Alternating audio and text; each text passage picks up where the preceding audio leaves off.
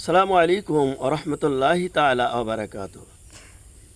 খলিফাতুল মুসলিমিন হযরতে ওমর ইবনে খাত্তাব রাদিয়াল্লাহু তাআলা আনহু তিনি মানুষের দাঁড়ে দাঁড়ে বেড়াতেন, খোঁজ খবর নিতেন কোন মানুষটা অনাহারে আছে, কোন মানুষটা কী অবস্থা আছে, প্রতিটা মানুষের খোঁজ খবর নিতেন।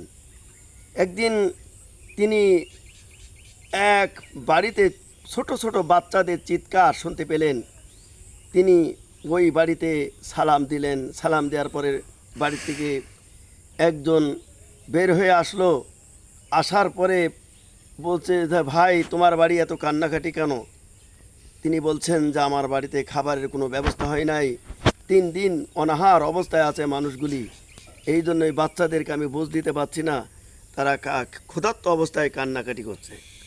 হযরত ওমর ইবনে খাত্তাব রাদিয়াল্লাহু তাআলা আনহু তিনি আর কোনো কথা বললেন না, তাড়াতাড়ি আসলামের কাছে চলে গেলেন।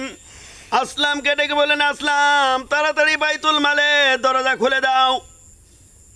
বাইতুল মালের দরজা খোলার পরে বললেন, আসলাম বস্তায় আটা বোঝাই করো।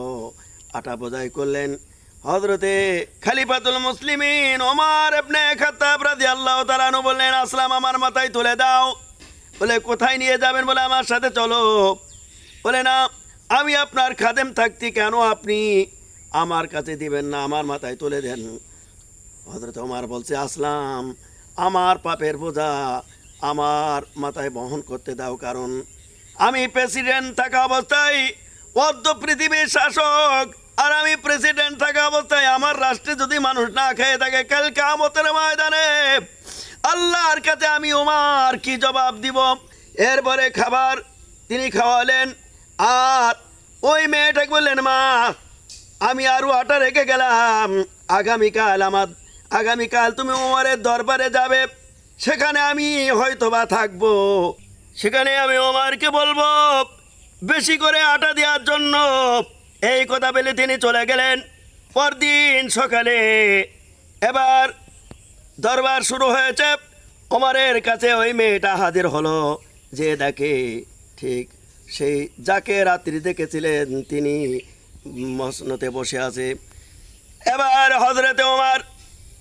হযরতে ওমরকে দেখে মেয়েটি ভয় পাচ্ছেন যে আমি কাকে কি বললাম। হযরত ওমর এই সেই ওমর যে ওমরের বদনাম আমি গতকাল কি করেছি, তিনি সেই ওমর, তার পাশে দাঁড়িয়ে আমি কি বললাম।